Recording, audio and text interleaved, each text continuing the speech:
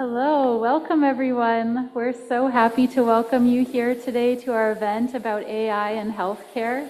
My name is Dr. Jody Gowerluck. I'm an associate professor in the Department of Psychology and the School of Medical Sciences here at UVic, and I'm also the director at the Institute on Aging and Lifelong Health.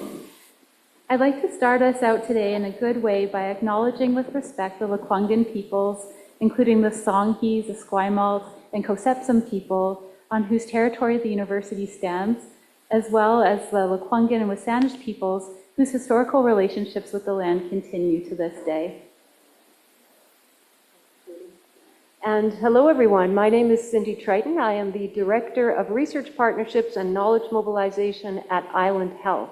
And on behalf of Island Health, I would also like to acknowledge the traditional territories upon which we work, we live, and we deliver services at Island Health. And these are the Kwakwaka'wakw, the Nuchalnet, and the Coast Salish peoples. I also invite you to consider your own historical relationships at the land that you live on.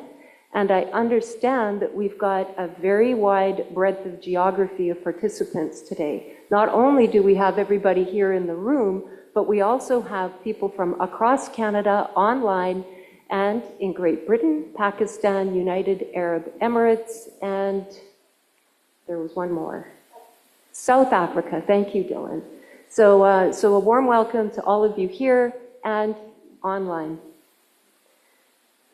So we're here today, Dr. Gowerluck, with a huge spirit of curiosity related to artificial intelligence in healthcare.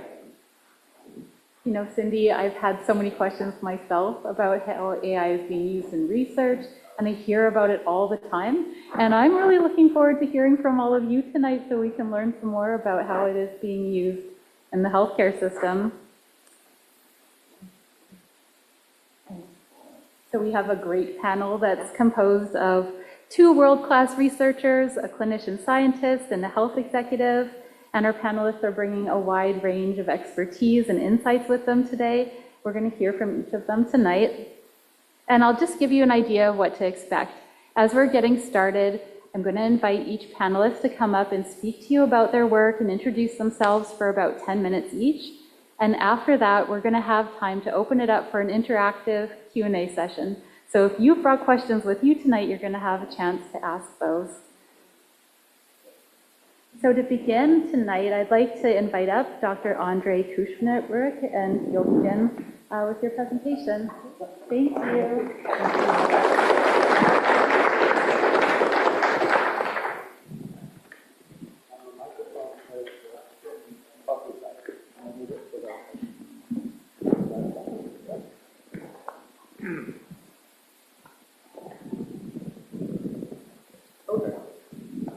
Yeah, thanks. I'm happy to be here. And I was asked to just give a bit of background on what my relation to AI was.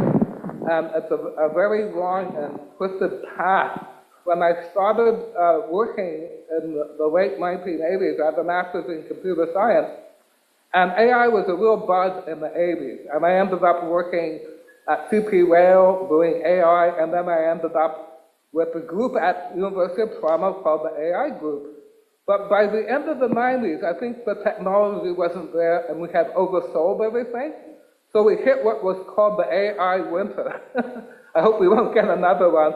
And basically, I started looking for another job and worked in healthcare. And I thought that the problem I talked about with AI was it didn't include the human in the loop. And so now I'm back looking at AI again. But I probably missed the boat because one of the groups in Toronto back then ended up doing the foundational work for most of what we see today, which was the group of Jeffrey Hinton doing work on artificial neural nets. But I'll just go through. I would ask who, there we go. I was asked to talk about what is AI, and I always like to start off with what is human intelligence. Well, that's a whole field, there's whole programs and courses on that. But in one sentence, human intelligence isn't a single dimension, but a richly structured space of diverse information processing capabilities by Margaret Bowden. So what is artificial intelligence? Well, it's attempts to have technology, information technology, do the kind of things that we would call intelligent, that we would say were intelligent, called intelligent. So again, we can divide this up into things like, does the system or AI so that it can do reasoning, decision-making, non-trivial? Does it have judgment? Can it do planning? Can it analyze and respond? Can it perceive and react to the environment? Or, for example, can it have a conversation, like with ChatGPT? So a lot of those dimensions, every AI has some limitations, and we're not there yet at what they're calling artificial general intelligence, which they don't even define if you watch the media about that term. So I won't go through everything on this slide, but as I like to say, AI is not new. There were thousands of researchers around the world that have been working on it, and a lot of AI now is incorporated in the hospitals of medicine. I think my prime examples are in radiology, automated image processing using these artificial neural nets that pre-process an image like an MRI and can tell the physician or radiologist where there might be a tumor. That's in common practice now throughout the world, so that got incorporated. Dermatology, I'll give an example of an app that can show you whether a mole is cancerous or not from a cell phone with high accuracy. Pathology, more image processing and collection. Cardiology, predicting whether you might be going to head towards a heart attack before you have one. One of my favorites is robotic surgery. I'll talk about that. The robot here doesn't replace the human, but works with the human, and this really took off. There's one product now has had over 6 million operations conducted with it. I'll talk about that. A pharmacy potential for automating things like dispensing, and what may be talked about is automating time-consuming and boring documentation for physicians, nurses, pharmacists, using methods like from large language models where the system automatically will summarize a discussion. Not to forget education, how as AI is being used, like augmented reality in medicine now. And I didn't have on the slide, of course, medical research. Without AI to process large data sets, we would never have had the sequencing of the human genome and bioinformatics. So those are all important. And last but not least, more like what came more recently is what the general public is now familiar with, chatbots for patients and providers like ChatGPT. So there's a lot. I won't go through all this, the sort of the sequence of 3 stages. The first one I call discriminative AI, and that was systems, again, often using these neural net systems for identifying things like a cancerous mole from an image, classifying pathology images, or identifying and differentiating between different diseases. So it might say, given the symptoms, this is a disease. But most of that's tried to be incorporated as decision support, not to replace a physician, but to support them. A second category, we may have an example today, I think, of predictive AI. And there's a whole set of projects and applications in the real world for predicting things like flow through the hospital, emergency ward, predicting clinical outcomes, etc. So there's prediction.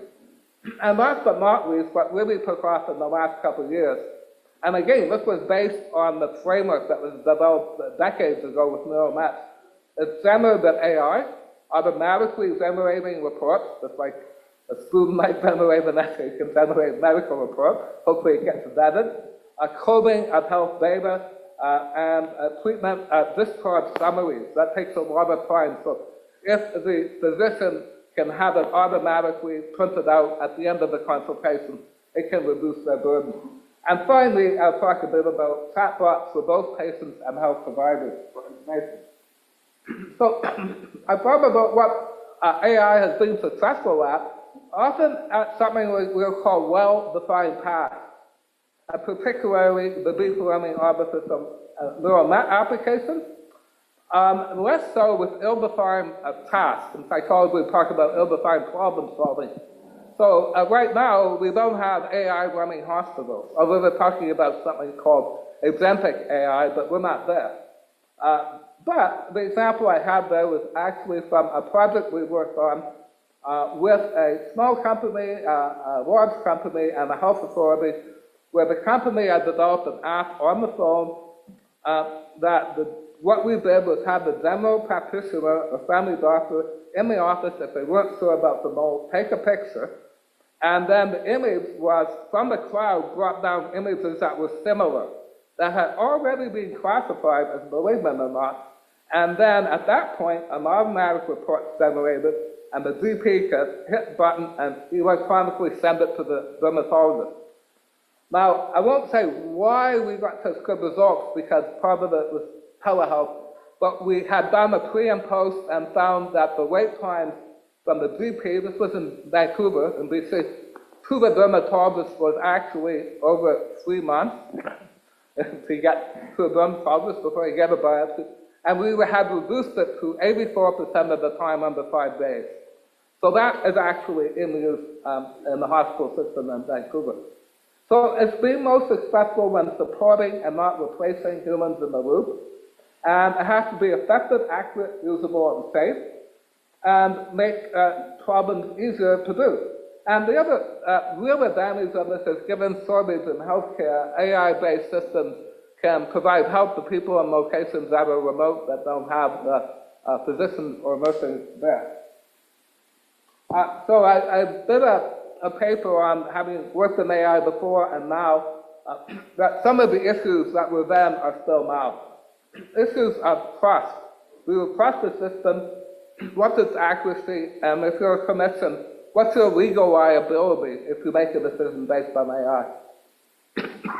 In the past, we found that AI, when it failed, didn't give a good answer at all. When it was on, it was spot on, and we call that brittle failure. Now we have a term called hallucination, which I don't like because it anthropomorphizes bad programming. Knowledge acquisition. How do you get, back then it was rule-based systems into the computer, now it's based on large data sets, and we get into the whole issue of where did the data sets come in and are they biased? Can the human using it understand what it did and what it told them? Again, legal liability. And what are the interaction modes? Is it something that becomes ubiquitous? It's automatically checking your EKG and alerting you. I would argue those monitors are a form of AI, and you don't know that it's even doing that, or do you interact with the system? And there was a kind of joke with AI that once AI became mainstream, they didn't call it AI anymore. It was just so sad. Other issues, still the same, integrating or interoperability of AI with hospital or at the home now. This still continued the issue of generalization. We found that AI developed at one hospital or in one country may not work as well when we try it somewhere else. And we can debate about reasons for that. And finally, AI, if you know the architecture of what it is now, it doesn't solve everything. It's very good at analyzing information that's already out there on the internet, but it won't be good if you need more common knowledge. I will just get to how and where can we test AI. This is what we're doing in our lab. We can test it in the laboratory, having people sit down and recording them. We can do simulations in the simulation lab, but we also want to test the systems in the real environment. That's for testing a system in the operating room. And I'll just end with examples of emergent AI that I'm very interested in. One is robotics, robotic surgery. As I said, robotic surgery isn't a robot working autonomously. On the top right is a system called the Da Vinci surgical robot. The physician works in the booth and controls instrumentation with a camera or a laser if they need to take something out from the booth. And this has reduced some operations from 10 or 12 hours to 1 or 2. And people, it's non-invasive, coming out of the hospital in 1 or 2 days rather than weeks. Humanoid robots, that's one we have in the lab. It's about, in the middle, it's about 4 feet tall, called Pepper. We're training it to speak to people, so we're integrating ChatGPT with it, which I think is very important, integrating robots with ChatGPT. I'll just mention health professionals in the US. There's something called open evidence, and we were looking at it, and apparently 40% of American physicians use it. And the first question I asked it was wrong, completely wrong. I'm not a physician, but I knew that literature. And the reason why it was considered good is because rather than just coming up with information you don't know where, it would say from the New England Journal of Medicine. Oh, very good. But the article that came up was 20 years old. So no guarantee. I hope that doctors and nurses are vetting it. Scribes, AI or other scribes, there's probably some projects at Island Health on that to summarize interactions. And I'll just say the last thing is patient use of chatbots. We've been doing a review, Dr. Borycki and myself. Accuracy is an issue for patients. Sometimes it's being shown 60 to 80% accurate, but what about the 20 or 40% not accurate? So I'll leave it with that and just end with AI has had a long history and will continue. It's not one technology, it's many, although the current ones seem to be based a lot on that work from Toronto and also colleagues at Montreal. New applications are constantly appearing. Gen AI is like tip of the iceberg, based on the technologies that came before it, actually. And that's it for me. Thank you.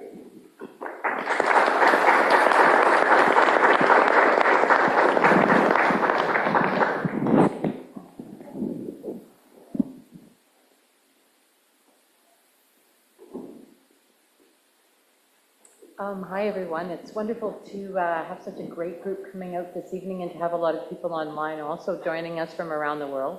Fantastic that you've come out on a rainy night and you've come here to meet with us and also to discuss this very important topic.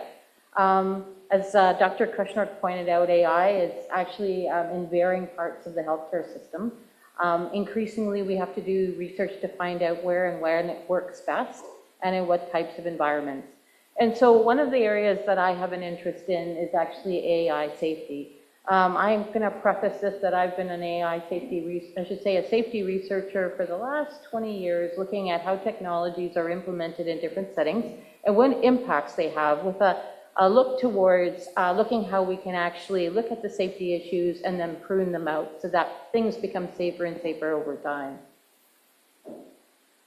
So we know that different types of technologies have pervaded our healthcare system, and we also use technologies for the purposes of health. And one of the things that we learned is that in research back in 2005, that many of these technologies actually reduce the number of safety issues that we have. In fact, they actually improve our healthcare.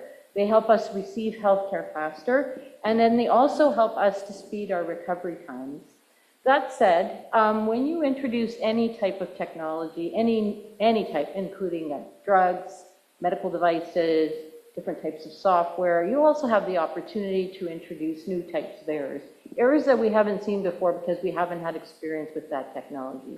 And as our knowledge about that particular technology grows, we learn about the types of errors that are present, and that what we do is we identify their causes, and then we prune those particular errors out so that the technology becomes safer and safer over time. Everyone has flown a plane in this group, I'm hoping, yes? At some point in time? Well, we know that in the early 1900s, the first plane flights were actually quite unsafe. Today, it's one of the safest industries globally, and we have very, very few accidents. And that's because we have researchers that have done a lot of work in terms of studying what things went wrong when we had an accident, so we can make sure that those aircraft were safer over time. And so this is the exact same activity that we undertake every day when we look at the safety of technology. So what are AI errors? They could arise from the design and the development of the AI, its implementation, as well as its customization for a local environment. They can arise from the interactions that take place between the technology itself and the new work processes that it's embedded in. And it can also involve its maintenance. So if we don't maintain it periodically, we don't check to see if it's working well. And also it can result from the interfacing of two or more technologies. So oftentimes AI is integrated into electronic health records, maybe integrated with a mobile app. And these interactions sometimes lead to safety issues.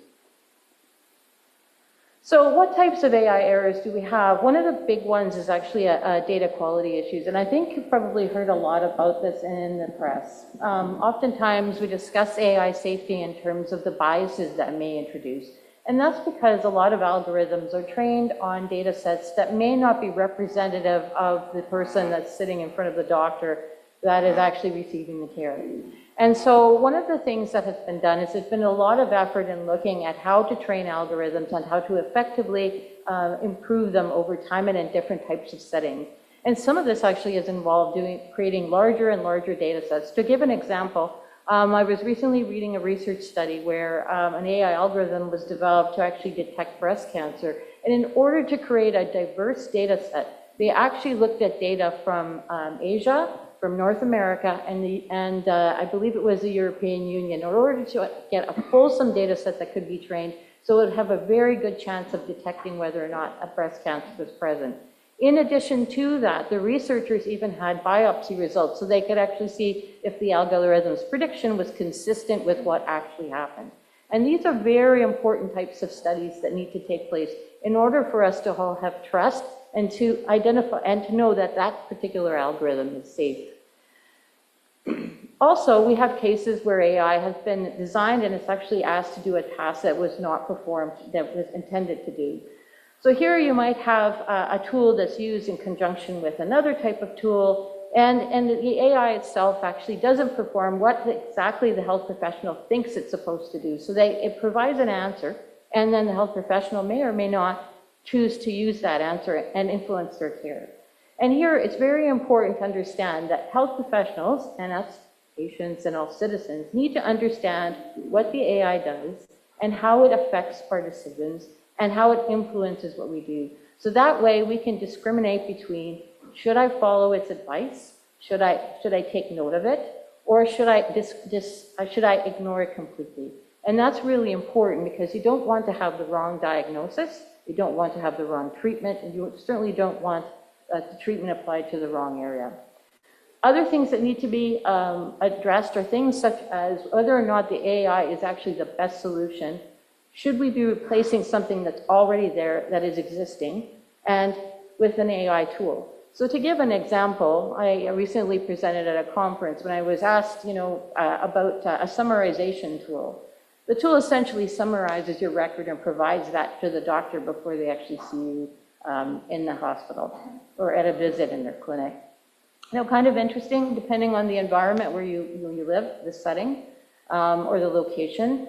That tool may or may not be useful. So if you were in a setting where there was a patient portal and that patient portal prompted you to provide health information about yourself before your physician visit, it would likely be more accurate than the AI tool that's retrospectively looking at your information and summarizing it for the physician.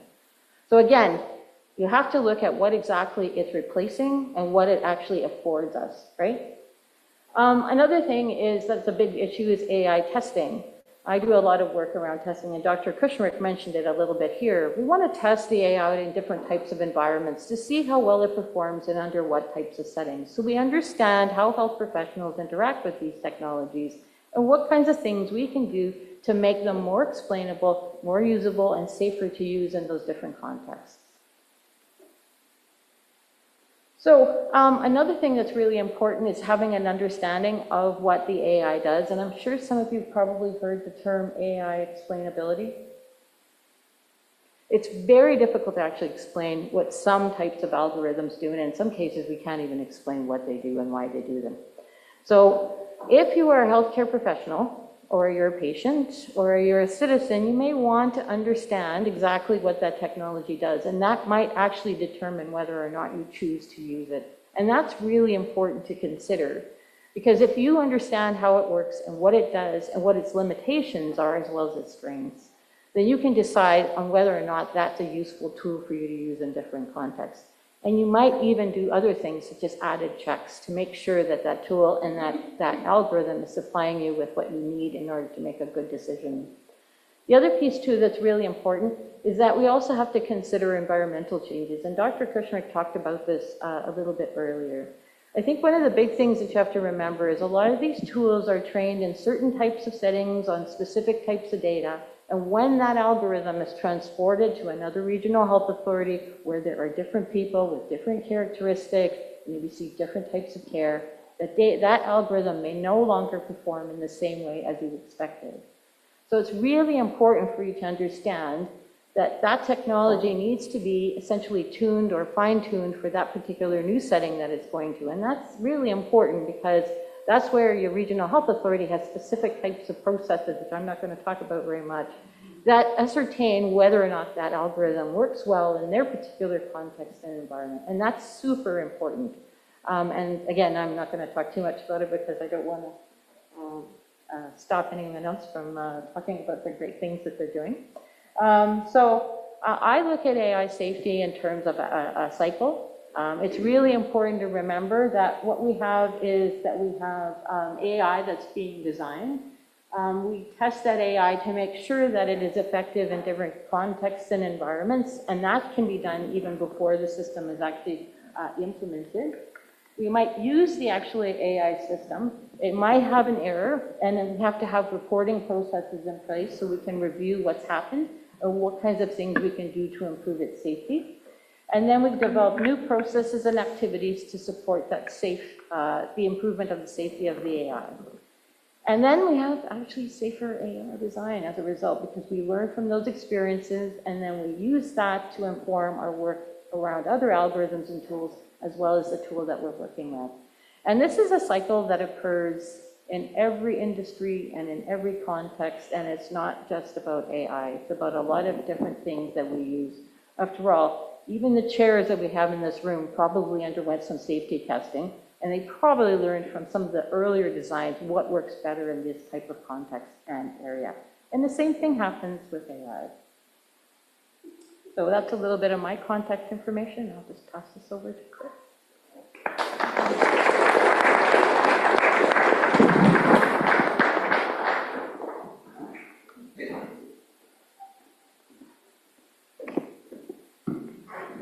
Okay, thanks. My name is Chris, and I'm a clinician first. On top of that, I do research as a student, and I work with not-for-profit organizations. And I'm the third one up, and luckily folks have already talked about trustability and explainability. So this is a list of like who pays me, and just like AI, you should doubt me as well, and you can weigh it against the folks that are willing to pay me. There's not that many of them, so if that says something about what I'm worth. Now I've done work with chatbots, and I've done work to evaluate things like the GPT models. And most of these were early. These are like 2017 and like 2021, and I'm afraid to do them again, because when we wrote the papers, it was basically us seeing if we were smarter than AI, and I'm worried that I'd lose now. So instead of talking about that, what I'm going to talk about is I'm going to talk about one of the projects that we are doing at Island Health. This is a multiple-phase project. And to put this into perspective, I work in trauma services, okay? And trauma, for folks who don't know, it's the leading cause of death for folks under the age of 35, and the 6th leading cause of death overall, okay? This is the first box. And when we look at it, you know, these injured patients, they're about 20% of our ED visits, or emergency department visits. We get about 17 million a year. Now, the hard part with these is that not all of these patients are going to be collected in a trauma registry. And that's how we make our decisions. So everyone's talking about like data. Should we trust the data? Oh, I gotta talk to the data. All right. There we go, now I can reach. We've been talking a lot about data. Can we trust the data? What is the data worth? And this one little box here is representative of what you can expect for trauma data. So of those like 17 million patients, if 20% of them are injured, there's only a small proportion of those patients that are gonna be captured in a trauma registry. Somewhere around 0.5 to 1% of those folks will land up in the registry. Now the hard part with that is that's great data, right? Those are really sick patients. We manually collect all this data. Those data get collected at a provincial level. For us, that's the BC Trauma Registry. And then we use that information to make decisions, okay? The hard part though is that's really time intensive. It takes people to extract that data. It takes people to analyze that data and then push it back to us. And we get 24 months of this, okay? And this is what we face, and this is why we implemented our iRobot project. And the iRobot project is essentially addressing one of the issues that we ran into, right? Now, if that's the regular flow for the folks that end up in a trauma registry, in order to compensate for those delays, what we did is we started collecting our own data, and this is the red box. And those are the folks that are cared for by the trauma service. That's who I represent. And we would manually collect a bunch of those data elements. Those data elements are, again, collected by nurses that could be doing more valuable work. But then they give it back to us so we can make those decisions more rapidly. But now we've duplicated the effort. So our project was to do two things. First, to come up with a definition of what a trauma patient is. Is it that one person in the corner, or is it that red box? Okay. The second thing is we wanted to try and speed that data up so that we could use it. We wanted to automate it. We talked a lot about these tasks of like, is it a well-defined task? Things like this are very well-defined. There's 165 data elements. This is where you get them from. You don't need a human doing that. Okay. So what we did is we built a decision tree. Okay. And a decision tree is one of those like 3 big groups. And we took a bunch of data, we fed it into a machine and said, right, if this is the group we're looking for, what are the data elements that are going to identify that patient? So our question was, who's going to be admitted to trauma services? And we fed it into a machine, and the machine said, right, if the person has trauma as the admitting service, a trauma consult note or a trauma admission note, they're probably a trauma patient. And we're like, okay, great. So that gave us our answer looking back at the data, but then we needed to validate it. We needed to push forward. So then we moved it forward and we said, right, if we got a human to do this work, we got a blue circle here. That's how many charts they had to open. They had to manually go through all of the health records to find those patients. We got the machine to do it. And when the machine did it, what we found is that the machine did it faster. They did it with fewer false negatives, so fewer missed cases, and they identified more cases. Okay? So that was great. What we did is we then took these 2 workflows of one person doing it for the BC Trauma Registry, one person doing it for us, and we smushed them together by building a report. Okay? So we classified our patients, we identified the data, and we pushed it forward, and now we've got one person, instead of collecting all of the white dots, they're collecting fewer of them. The machine spits out the pink dots, and you can't tell, but that's the stuff in the middle. Okay? The red dots used to be fully collected by a person, now they're only collecting a portion of it. And what we did is we drove down the amount of time it takes for each person to do that work, okay? So we were able to identify our trauma cases using data available in the first 12 hours. We were able to do it accurately and more precisely. We reduced our screening time by 90% and our extraction time by 30%. Now this sounds really, really fantastic and super impressive, but at the end of the day, here's what I want to point out, okay? Is we threw a bunch of information into a machine, into an AI machine, and we said, right, what's going to predict a patient being admitted to trauma?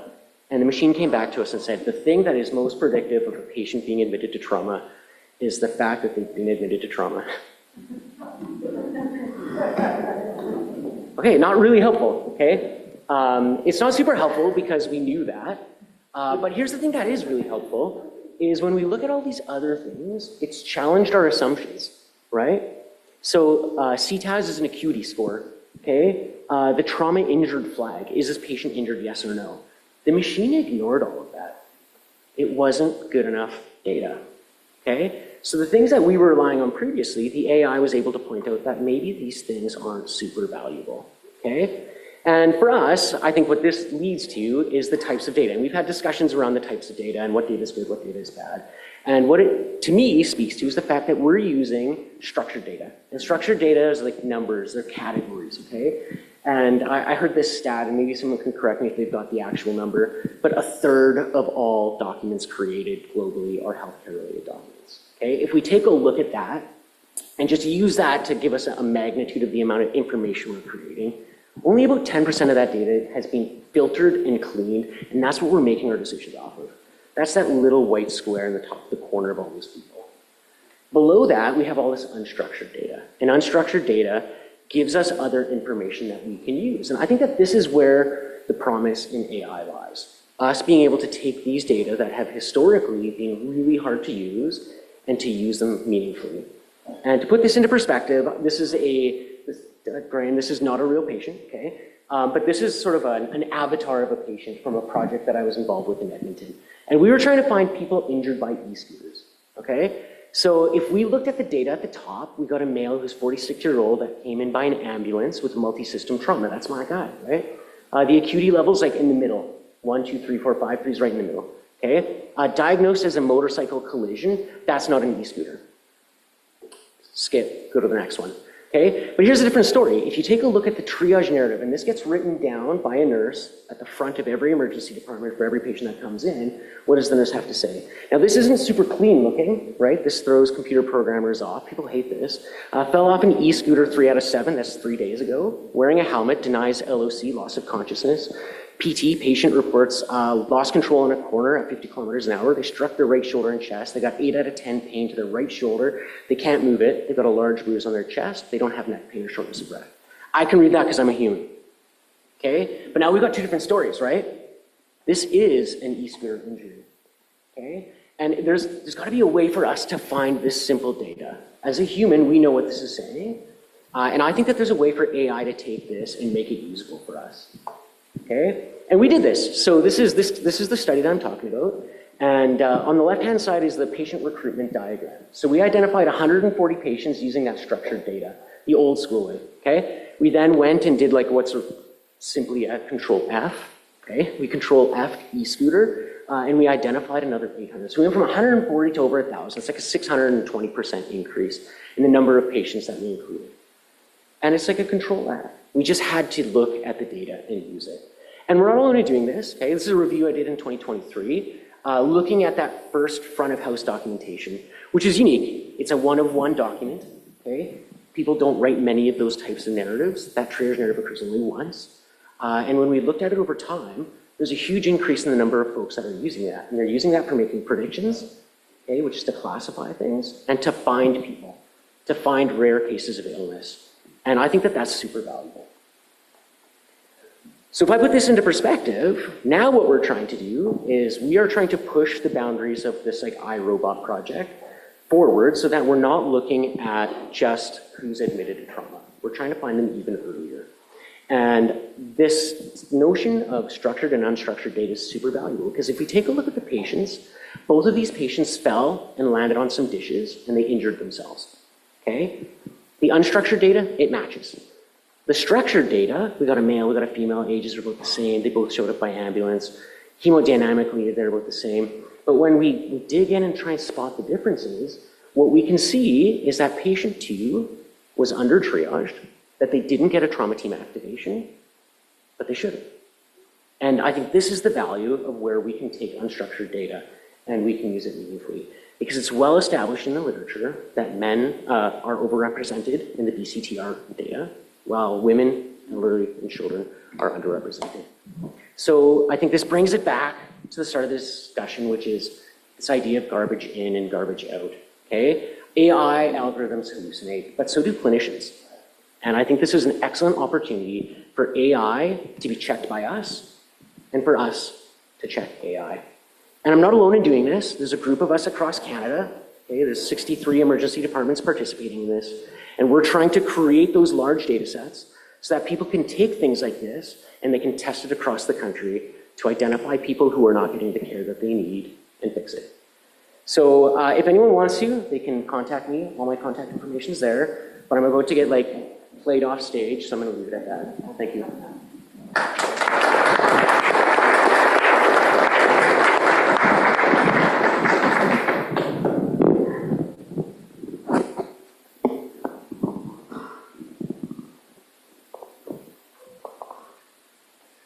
Hi, I'm Graham Payette. I'm responsible for the AI strategy at Island Health.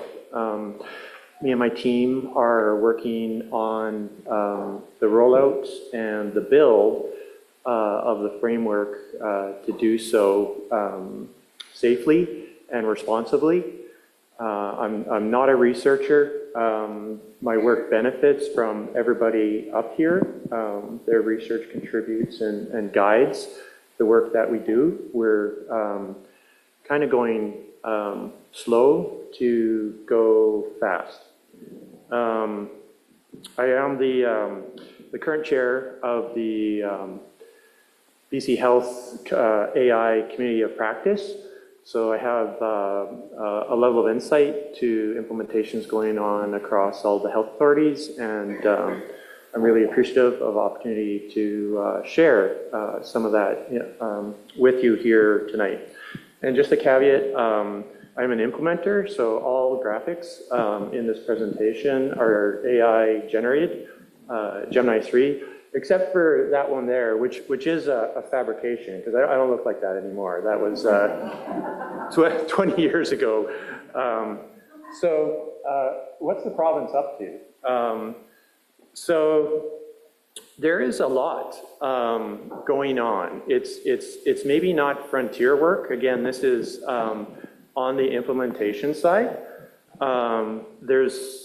We maintain a registry within the province, and there's about even split between administrative focal, corporate focal, and clinical projects that people are working on.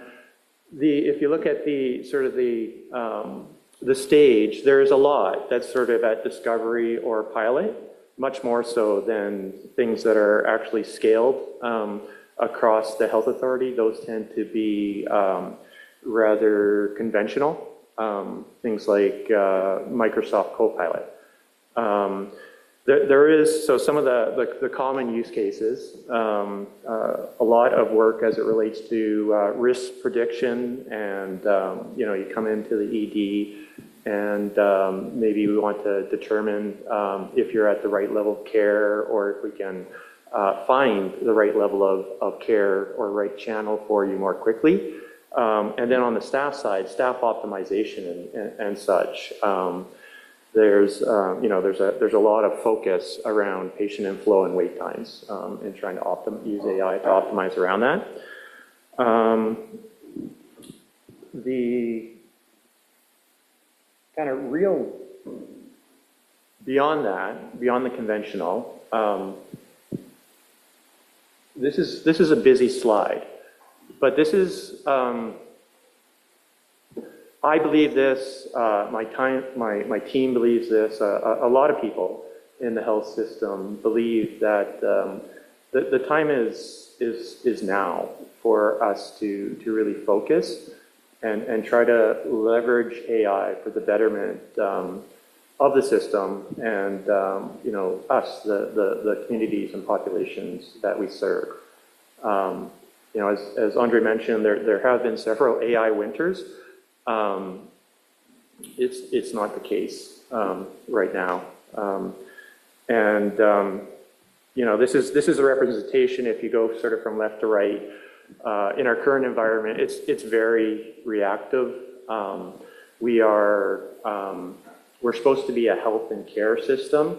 We're really just constrained to being a care system. Care is pretty good when you're in the system. Transitions, getting into the system is difficult. We've had an explosion of data. We haven't quite caught up to that explosion yet. And then there's the future, right? We have an intelligent system. We have proactive, continuous healthcare management. And where does AI come into it? That in the center. So this is where the maturing capabilities of AI really offer the opportunity. It's the bridge between where we are today and what we aspire to. And there's several important characteristics of modern AI that will enable that. So the knowledge aspect. So literally, like, all the written knowledge in the world is at our fingertips. Like, you just have to know the right question to ask. And then to the panel's point, you got to check your facts when you get an answer back, for sure. But that's part of the framework that we're building. So we are trying to incorporate things like, the foundation models and such as part of the work that we're doing in a safe manner. The intelligence, so that ability, like sea of data, to find a signal through the noise. Our ability to process big data these days is just, it's growing exponentially. And we are, both at Island Health and the province and federally, making investments into enabling us to do that even better in a sovereign, safe way. The big sort of opportunity, according to the statistics, like if you're living in BC here, I think 16% of people aren't attached at the current point in time. But even for those of you that do have a family doctor, really no one is thinking about your health every day. We don't have enough resources to do that. With AI, there is the potential at a population level for personalized healthcare, to have a process paying attention to your health and where you should be in the health system. So AI can help fill the gap, and it can also help vis-a-vis conventional AI solutions such as AI Scribe reduce the burden and enable, by reducing the friction, enable some capacity for us to change. So that's what we're shooting after. There's a little more specificity as to what we're actually doing at Island Health. That was a vision in the previous slide, coming soon. At Island Health, some of the things that we're focused on, so Andre mentioned medical imaging. So we're not so very far behind that we haven't done that. So, we've accelerated our timeframes as it relates to, X-ray and other interpretations. We've accelerated the stroke pathway. We are implementing ambient scribe for our clinicians, and we're doing a lot of automation of administrative tasks to free up time. We are looking really intensely at the wait time and the patient access and flow, and looking to approach that. And then as well with equity, it's been brought up several times, and it's a real thing. So we're taking direct action to incorporate in the framework, in our processes, that very important principle. So as we do that, we're interacting not a lot with the public right now, but a lot with staff and such. And what we hear super commonly is some of which has been spoken about. AI hallucinates. AI is a privacy nightmare. It's bad for the environment. And, is it coming to take our job? And to Andre's point, AI doesn't really hallucinate. Okay, AI is based on a model. That model isn't really the real world, right? It can be off base. We exist in the real world as humans, right? AI is a tool.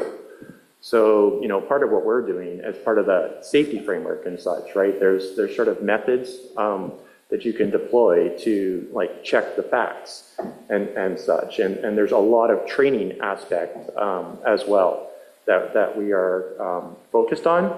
The privacy, again, we're going slow to go fast.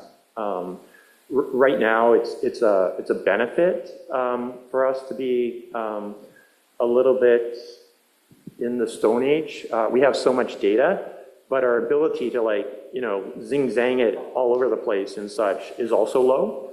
So there's an innate sort of bit of privacy there as we work through, building an organizational knowledge graph, in our deeper, the metadata and the tagging of all the data, so that we know it and we know what we can and can't do, and so does the AI, right? The programmatically accessible or the agentic. That's the big lift, because it's, in the future, it may not be a human interpreting it. One of our rules is for anything that we've implemented, there's a human in the loop right now, but in 2-3 years, there will be a lot more autonomous AI, and we're prepping for that by ensuring the rules of the organization and the values are embedded within the technical framework.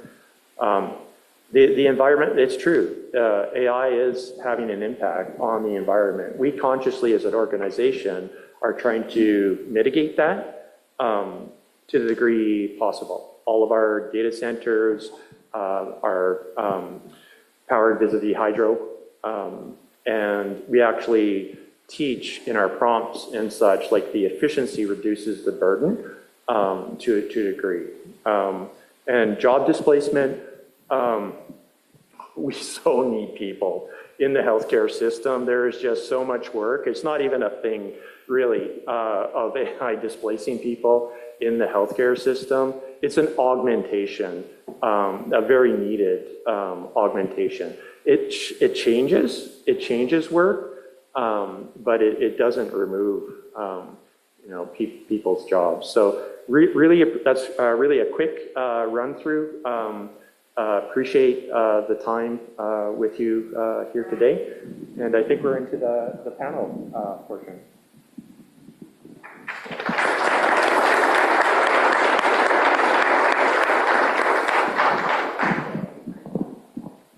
Thank you so much for those excellent presentations. I think you've got all of us thinking about some questions that we want to ask you and follow up on. And the next thing that we're going to do is turn to the question and answer session.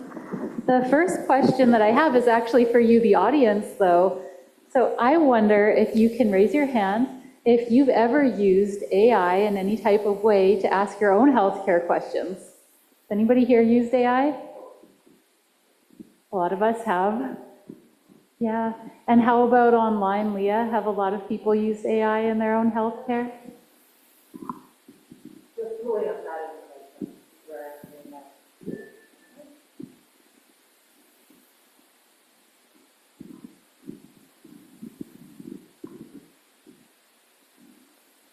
You have about an 83% yes. 83% yes. People we have online. Oh, it's going up to 82. 82% yes. So a lot of us have used this in different ways. And what about you, the panelists? Have you ever used AI for your own healthcare? Oh, yeah. Okay, and now to start us off with some questions for you, I wonder what you think is the biggest risk that's being overlooked when it comes to AI in healthcare. Maybe we can just each take a turn answering that question. Okay. I think we've mentioned a number of them. Safety, accuracy, getting information vetted, people thinking that you don't need to check it. There's something called automation bias. Bias is making sure the data is not biased. For example, in the skin cancer example, if the system is trained on images from Caucasians and then we apply it to another race, it doesn't work. We give you the wrong answer. And from a systems point of view, not targeting, spending money and building systems in areas where you didn't need to do AI, like Elizabeth talked about, but targeting the right kind of problems and not making the mistake of having solutions without knowing what problem you're solving. This often happens with new technology. So for me, those are some of the biggest risks. We want good investment so we don't have another AI winter. But I don't think it's going to happen, because I would say, as Graham said, the technology is much better now, and it is actually getting embedded throughout the healthcare systems worldwide. So I don't think it's coming back at this point.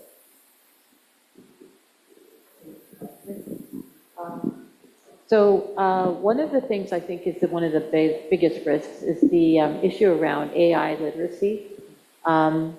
I think we all need to learn about the technology, how it works, what its limitations are, so we can actually use it in a way that will inform our decision making. So if 80% of us have used AI in a health-related decision, how many of us have questioned what it supplied us as information?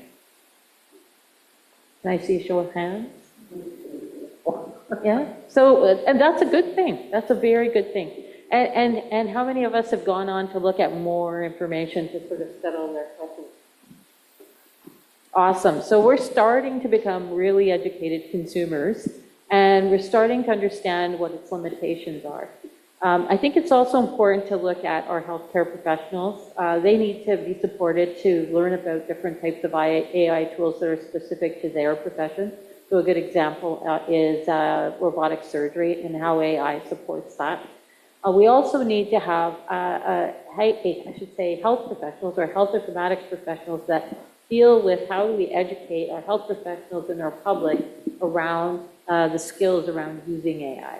And as Graham said, I think there's so many opportunities right now for us to create a workforce that is very educated, well educated, and is able to use these AI tools so we have better throughput and output in terms of the type of healthcare that we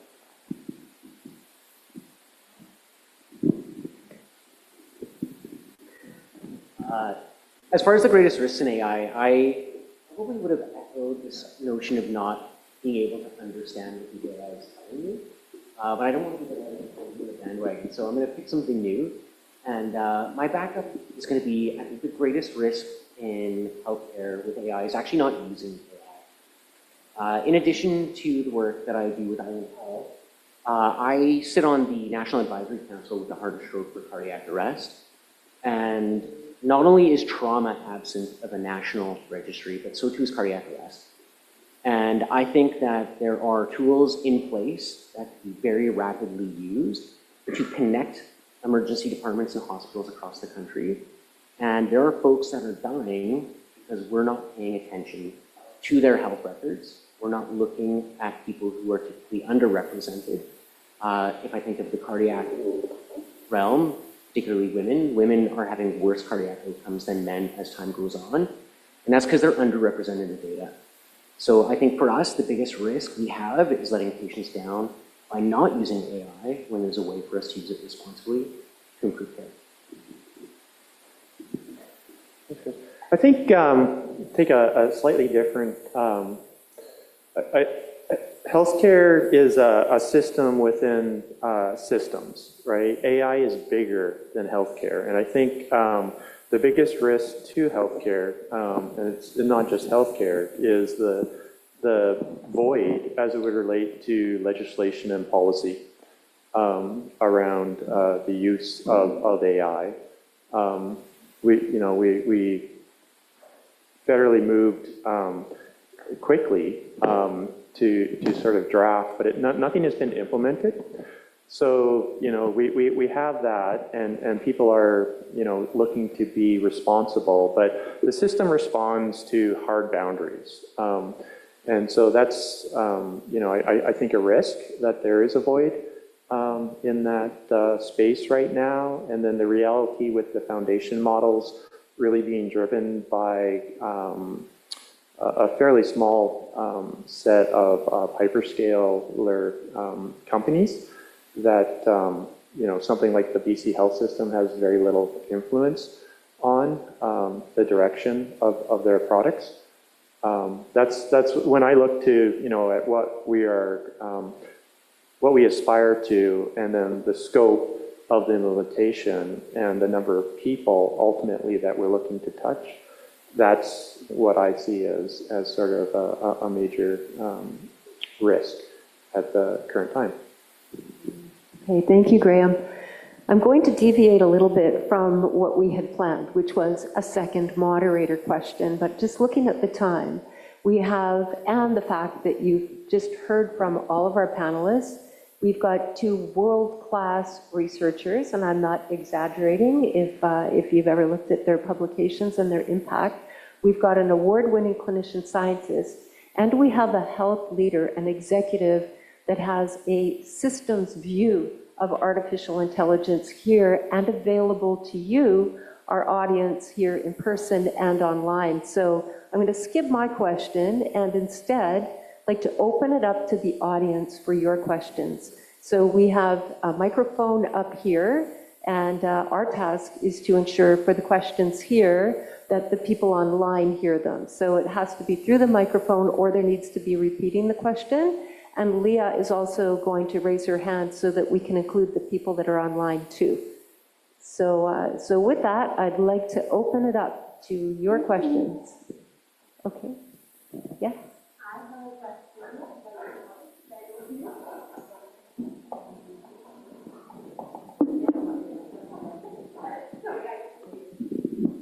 Right, I heard some amazing stories. I know that AI is an extremely powerful tool. The point is that it's not really like a hammer. Like a hammer that we can test and will it survive this hit and this material and how to avoid hitting my tongue. That's not the whole thing, right? Hammer is also a useful tool. And what AI can do is truly amazing. But most of you were talking about, well, it depends on the model and on the training data and where the data come from and will it be biased or not and so forth. Nobody mentioned that when you talk to AI, it's your data that go into the system. As long as AI is not localized, it's not that there is no third person. There is always the model, but the model is wrapped in a product, which is the tool that you use, and then your data go to some kind of third party. And we are not even interested in who that party is. Researchers use transcribing tools and evaluation tools. The fact that there is somebody that records it is horrifying, that we don't even have it on our radar. Not only, of course, people who use it, but society as such. So this data is collected. With the recent changes in how technology is managed, what everything is collected, look at Windows 11 Copilot, it's all telling you information. By the way, your iPhone is not sending data exactly as Apple says. It uses AI to evaluate the data that found on your phone and then sends that. Talking of the power of AI, we are completely losing grasp of our personal data. Your personal data is your dignity, is your personal dignity. And when you combine it to something like Google is selling data based on your history and then sends it for dynamic price setting. Okay, so based on who you are, you might come to a store, and because, oh, the system now knows that you ask this or that question, health question, maybe your broccoli will be a couple of cents more expensive. When you actually put it all together, it's pretty frightening. And it's frightening from the perspective of privacy and from the way how our privacy is protected. And my question, I'm so sorry, my question therefore is, where from the perspective of the panel, this power of protecting our privacy, thank you, Christopher, beside the fact that government should put procedures in place, where does that leave us? How can we protect our privacy? Where do you see that would fit in the tools that are so amazing when you take it like above the base? Thank you. Okay, panelists. Yeah, a topic we've been mentioning, which is a big topic, is regulation and policy. And that's really important. And the other one is the reason why ChatGPT is so good is because they essentially rip off all the text on the internet. Now, there's lawsuits about publishers, and you know about one of those yourself. But, you know, the whole thing about accessing everyone else's data. Some of those systems in the hospitals, the vendor ones that are American, are improving their models, but they're using the data from everywhere where those systems are in. But the regulatory thing is a big issue. They were going to do a bill in Canada. I think they did one in Europe. U.S. wasn't going to do one. And they were saying, well, China doesn't have it, then we won't keep up. But the Canadian one, I went to some meetings. The problem I had with it is no one even defined what AI was. And the government people making the decisions didn't even understand there was a literacy problem, and then they didn't even do it. I don't think it passed. Yeah. But I think that's regulatory, and that's really important. Yeah, there's a limit, but like the health system and Island Health take like your privacy extremely seriously. Like the the custodianship and the stewardship of the data is our focus. It is a big factor into, I was saying in health, we're maybe moving comparatively a little more slowly than other industries. It's because of the consideration around privacy. There is extensive current legislation that we need to comply with. The FIPA legislation, we cannot store data in the states. Right, the data center, the main data center, as it would relate to data that Island Health is using for like Copilot or whatnot, it's in Montreal, and we have extensive, contracts that obligate that and our access and our traceability as it relates to where the data flows. AI definitely complicates things because it turns information that previously wasn't really data, like AI can read a Word document and type of thing. So that's what I was referring to a little bit in the explosion of data. But it is with how things are moving so quickly, it's a bit of a challenging, and it's also a challenge in that there's a mashup between governmental services and then sort of the consumer. right? You mentioned iPhones and such, and things like, there's the health kit, right? So if you want your personal health record, that is one personal health record. And when the health kit is then integrating or pulling information from the health authority, you get a mashup, right? You get a flow of information, and AI is now part of supporting that. So again, that's why we're being very deliberate and careful with the safety and the privacy infrastructure that we are putting in place. Thank you. I actually like guys like Graham existing in the health authority because they actually make it easy for me to use AI that's understandable to me. And just to put that into perspective, like the project that we did it's AI, but it's actually just statistical models, and it was run off of a laptop without a connection to the internet, right? Like this is one of those things that it doesn't have to go to a big server farm. And actually, I think that that's where we can put attention as a health authority in, is where can we find AI that are easy to use, that don't threaten your privacy. And I do think that that is a balance, and we need to balance privacy with the need to access the data so that we aren't having misses. And there's going to be a natural tension between there, and that's why I talk to guys like both of us on the stage, so that we can come with somewhat opposing views and find the sweet spot. Yeah, absolutely. Yeah, it's a great question. One other point, there's a lot of big projects the government is promoting now on data sovereignty. So if those go through, there'll be data centers, so the data won't be going through, we won't be dependent on the US as much, and the data won't be going there for many AI applications, so that's very good. I see we have another person waiting to ask a question in person, then maybe we'll go online next. Hi, everyone. Thank you for your presentation.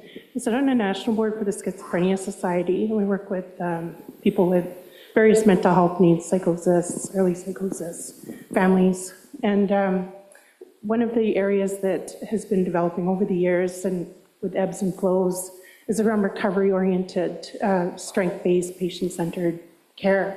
And seeing the opportunity here to help prepare people who may or may not be attached to primary care, or may not have that same training around that early intervention, diagnostics and access to help. How are we preparing people, patients, families to speak to healthcare professionals in the system, whether they're policy or clinicians, to be able to indicate what their issues might be, like in using my own healthcare and preparing through ChatGPT for doctor's appointments. It's offering different kinds of analysis. It's offering to write a letter to your doctor. I mean, it's incredible what it can do. And so it would be great to see what kind of planning is in place to help patients and their families to walk towards the system, but also for the system to have its arms open to hear about someone going and doing that same work without being told, oh, you went to Dr. Google, didn't you? That was like 10, 20 years ago already. So I'd like to hear that perspective. Thanks. Great question. Who would like to answer that one? I've been involved over the past couple of years in varying different educational initiatives that have taken place at the national level. I can tell you that, for example, the Canadian Association of Schools of Nursing, the Canadian Association of Faculties of Medicine and Pharmacy also, there are leaders in the field of education as well as digital health and AI that meet together and actually develop guidelines that actually will influence practice and how medical schools, nursing schools, pharmacy, and other health professions, depending on the group, what kinds of things they integrate into curricula. And that's a really important thing, because part of that is actually how do you integrate AI into your practice with tools that are sanctioned by the regional health authorities, such as scribes, and use them effectively. And part of that also is how do you go about engaging a patient who's done some research and is now interested in learning a little bit more about their condition and how they can help themselves. And I think that's a really important thing to remember, is that, that there are these different pathways that are going through, that are working from the health professional side. Also important too is that we're starting to see an increase in the regulatory piece.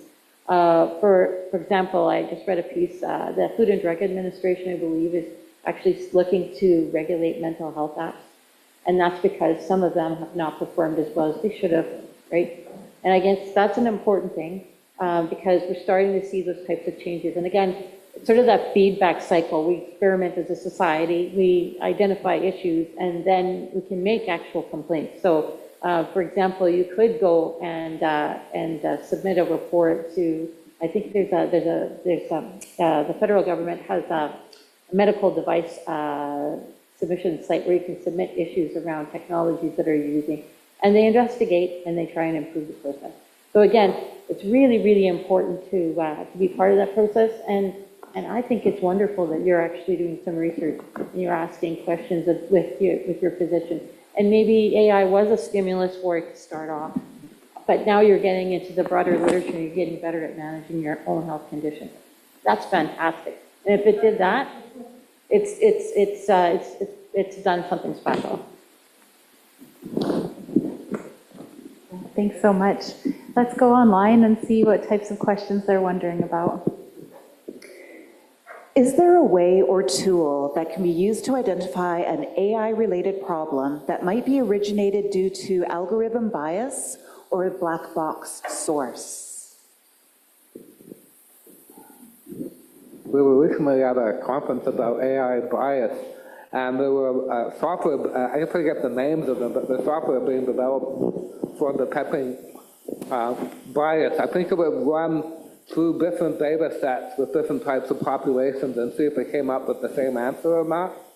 That was what I remember from that. I don't know if we've done this with Island Health. I can't speak on behalf of Island Health, and I want to tread carefully here because I'm a partner in an AI firm, but we have an algorithm that can help with explainability, and there are ways that you can fact check AIs. I don't know how routinely it's done, and I don't want to turn this, but I mean, the long story short is that there are ways to inbuild layers to fact check AI to support clinicians and probably end users as well. And I remember now there was a software that would, for example, look if all the data were based on males, not females, or what proportionality, and then flag it. So that kind of software is coming out. It's new. There's also some research going on to sort of like shrink wrap the algorithm. So just like you have disclaimers on specific types of tools you may use, things you should be cautious about, hazards. It's starting to, actually there's research going on that it talks about best practices about what should be done in those types of contexts.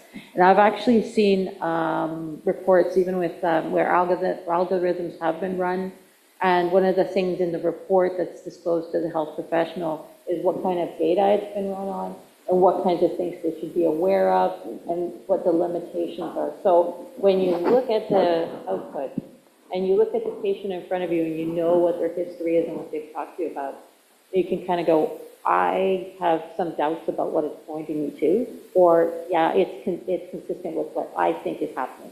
So really important that this is the kind of stuff that you have to engage your physician with and around AI. Yeah, we don't have a specific tool. We've got sort of a three-pronged approach to, we build some AI, we buy some, and we partner on it. And within each of those, we sort of have different, increased levers as it relates to the issue of bias. And in fact, we've not gone with some commercial solutions because we are not able to get enough visibility into the data set and how it was trained.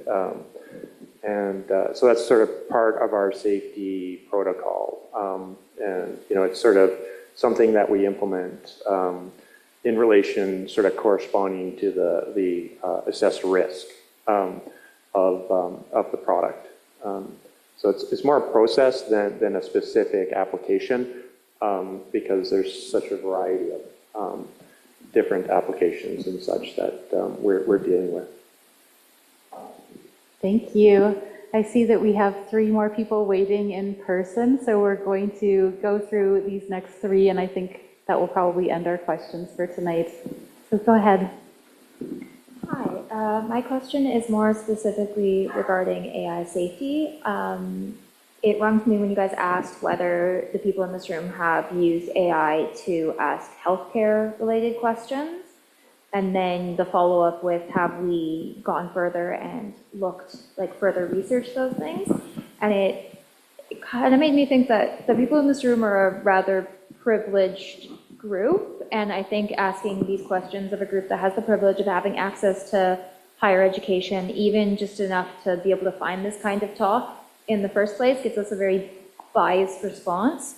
And it's a pretty fair assumption that we know things like how to use Boolean searches and how to find educational articles on the internet, even the fact that many of us know that there's more to AI than just ChatGPT. I think this is, and while we talk about equity and AI and how AI can bring equity to healthcare and to underserved populations, it makes me think that those underserved those populations who need it most might also be the people who don't have access to higher education and to this knowledge that we sometimes forget that we have the privilege of understanding. So these are the people who are going to ChatGPT for medical questions, and ChatGPT is structured to give people the answers that they want and to reassure them of their way of thinking and to make them feel good about themselves. ChatGPT isn't there to give people hard life lessons and hard truths. But unfortunately, doctors and healthcare providers still have to be that voice of reason. We're not allowed to sugarcoat things just because we don't want to hurt people's feelings, unfortunately. And research has shown that bad experiences, people who view like their experiences with the healthcare system or with healthcare providers as negative, have a lower trust in those healthcare providers. So I was wondering if AI has, if it's being talked about in AI safety, how there could potentially be issues of compromised trust in healthcare providers when these people who are used to having answers told to them in nice, flowery ways and being reassured of their own ways of thinking and stuff suddenly have to interact with healthcare providers who aren't allowed to sugarcoat things and have to be the bearers of bad news. So you're talking a very broad issue. I think it's really important to remember that we're going to go through as a society a huge transformation in terms of AI literacies. And at what level? I mean, if you think about it, I think some of this actually start to be discussed even at younger and younger ages. We're talking about maybe elementary school and high school. And we're starting to learn to see that, we've seen programming introduced in elementary school, right? So from a technological perspective, there's going to be a huge shift. And we need to start, like I said, educating and getting beyond just having just lay literacies in some cases. So very important points. I agree with you on the issues in and around having privilege and having access. But we're starting to see even like the more common search engines such as Google provide an AI mode, right?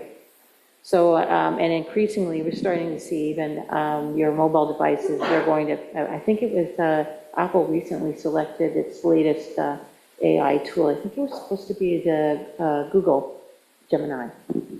So we're going to see it in every context. So it's a question of learning about what is safe use. What is use that is considered from the perspective of it's not maybe it's biased, it's not personalized, and these are the kinds of conversations we're going to have in the classrooms. Also, I think AI is an enabler of equity. Because, for example, if we can't get a family doctor who live up north, it provides something. The other thing is before the AI interfaces, I use something called PubMed. PubMed is something all the doctors and nurses use. It accesses millions of articles. Not that accessible to the lay public. I have to work with it. And one of the queries I did ended up giving me a second opinion that saved my life. And at the time I thought, too bad this doesn't have an interface that the general public could use. Fast forward today, it's not perfect, but there is a chance to get a second opinion. This is very hard in the Canadian system. By checking it out, by asking on any of those large small platforms, and then following up with health professionals if you come up with an answer that's not the same as what your specialist told you. So in a sense, I'm seeing that what I'd hoped for, that the interface for the public would get better, is happening. But it's not perfect. As we said, 60 to 80% correct isn't all that great. And that's why I think the point about education, taking the output to the commission. But I think it's a provider of equity. It could be looked at 2 different ways. The equity of people not having access. But again, nowadays we've been looking into areas, how many people have a cell phone at all socioeconomic levels. And looking in developing countries is very hard. Yeah. If I can, like as a clinician, I think there's a lot of potential with AI. So I remember writing early papers on AI, ripping on how conversational agents like Alexas and Google Homes were really bad at answering first aid questions. But I think it was a bit short-sighted, right? Because not everyone can read. So now you've got something that can read to you. I remember back in the early 2000s having patients from different countries and we couldn't understand each other, and they got subpar care. But now we can use live-time translations. I recently read a paper about folks who got discharge instructions that they didn't understand from their doc. They then plugged it into a GPT model, like ChatGPT, and were able to understand it. And I think as a clinician, for us, what we need to do is find those tools that are useful, and then maybe even prompt our patients on how to use them, right? And this might be the difference of, hey, don't just say, what do I do for my chest pain? If you want more, maybe take this discharge summary and plug that in. Or, you know, here's some reliable articles, and you could take these and get lay summaries from them, and let me show you how to do it. But you're right. It's not totally egalitarian. There's people that are better at making prompts, but AI can make my job as a clinician easier. I think it can also take things that previously stayed hidden. No one collects things like homelessness status or sexual orientation. These typically don't show up in our epidemiologic data, but we can get them from narrative notes, and that comes from AI. So there's risk, but I also think that there's an opportunity for us to improve the level of care that we provide to all people by using AI. Thank you. Hello, good evening. I am a student researcher from Department of Computer Science, and I have been working in the field of AI in healthcare. So I have a totally different question. Like, whenever we are making models, we use clinical data, but those data are from 1980s, 1990s, and we are trying to solve the current problems. Now, having worked with like hundreds of thousands of ECGs data, as well as some of the neuroimaging data, I can assure you we never have any PII, personally identifiable identity data, right? So my question here is, like, for researchers like us, when can we have a real-time collaboration with a local authority like Island Healthcare? Like, when can you guys publicly release the data without PII, so that we can research on real-time, problem issues, like why COVID was tackled really easily? Because the data set was made publicly available all over the world. Because we have federated learning as well, where really we can't do with any of the data, any of the PII data. Like, I got COVID 3 times. I don't care, even if you guys will know that you guys are not going to judge me because of that, right? So when student researchers like us can get the real-time data set, because I know the trauma data that I saw in your paper right now, from that 140 data set, we can generate like hundreds of thousands of tokens and then train a NLP model to identify the case there, right? But the ethics, I was having a talk with Professor Zordi as well, like the ethics and all those certifications there, like we are unable to get a data set. So that's my point, like when can we get the data publicly available to better research the problems, like eradicating the wait times at hospital or better care of elderly? And that's my question. Thank you. Thank you very much. So this one's for me.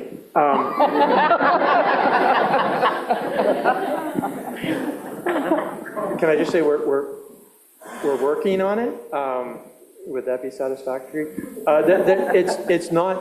It's just not that simple, right? So internally, we are working on those things. We have our own data science team, and they're working within our walled off areas on the core problems. Vis-a-vis the legislation and such, it's a challenge, right? In inviting people in and or disclosing, we have to go through a set of controls, and Chris, well knows this, that particularly like real-time data is a challenge. In part as well, though, part of that's technological and the infrastructure that we have, and that's what we're building right now, right? So we're building a data lake. We're building a de-identified version of our data holdings, and we're building a synthetic representation.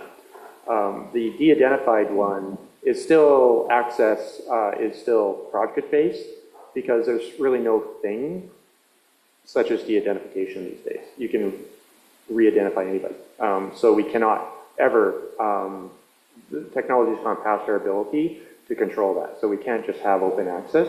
The synthetic data set is the one that, I don't know if it'll ever be completely, publicly accessible, but we are working on partnership structures actually with UVic so that we can collaborate and provide increased controlled access to that, and to the extent that it is a synthetic representation that's not completely real time, but as good as we can get with the computing power that we happen to have at the health authority. So that's what we're working on.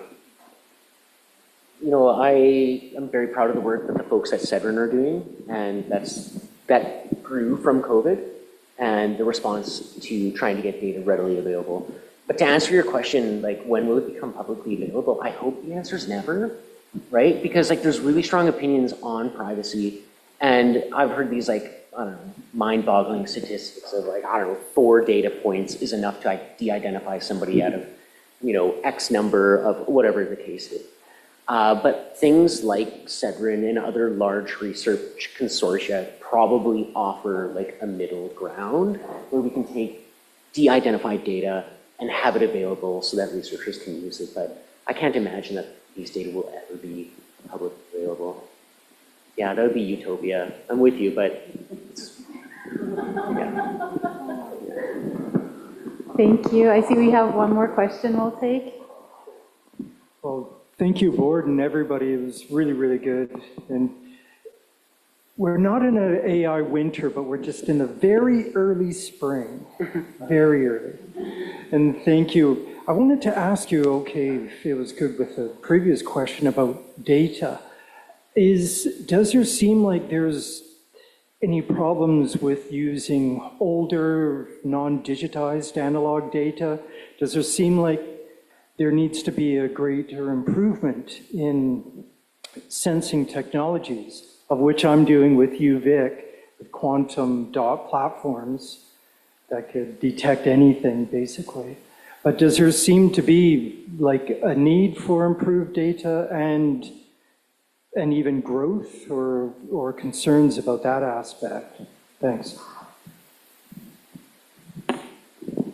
I'm not sure I understand the question. Well, about improved data, in more inclusive data, and you mentioned cardio problems. I mean, with women, we just don't, it's more specific. And does it seem like AI now needs improved data? Thanks. Yeah, most definitely. I mean, there's data deserts, and AI is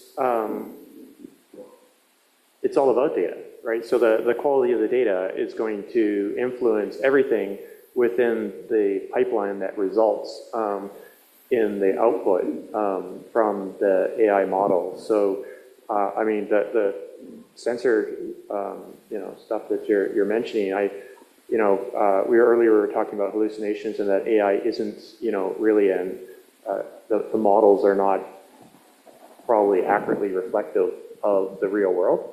So it slowed down a bit, right? After they scraped everything off the internet and such, and it's not, they're not getting exponentially more accurate or intelligent. And in part, it's because they have sort of sucked up everything from a data perspective, and it's slower from a reinforcement learning perspective for them to edge forward. So there is a need, continual need for more data, more quality data, in order for this to continue to move forward successfully. So I would just say yes, basically. I would also say in some areas the data's not there. The reason why ChatGPT can write, the student can get a message, because it's trained on all the data on the internet, the text. But robotics, I was at a conference, robots still can't go in the kitchen and do things because that training set's not there. So some companies, another example was Waymo, the automatic semi-truck driving, and they were using lots of simulations. All of a sudden became important, training data sets on simulations of car accidents and things like that. So some of the areas where the data is less accessible aren't as far or impressive looking as what you get from analyzing text on the internet. I think some of it's actually data relevant. So electronic health records have a form of bias in them. A lot of the fields that were used to collect the data that were used in the process of patient care are based on research studies, identifying specific variables that were important to collect data about. Now, so that poses the question of what aren't we collecting that's important, and what do we have to add to that in order for us to discover new solutions for health issues? And that's the question that will lead to the researchers for the next centuries to come, and the IT folks who are going to figure out ways of incorporating that data so we can analyze it and help others. I think I would echo everyone's sentiment, and I think that pre-digestion of data, and we saw textual examples exist with all types of data, and we do most of our research with database information that has been pre-digested. So being able to see an ECG or an X-ray is really different than seeing an X-ray report or an ECG report. So yeah, I'm with Graham on this. It'd be great to see all types of data. Thank you. I think that's a really good note for us to finish up on. And on behalf of the Institute on Aging and Lifelong Health and Island Health, I'd really like to sincerely thank all of our panelists tonight. I think it was so informative and we all learned a lot. And also our audience for the great questions that you posed. That was excellent. Thank you so much.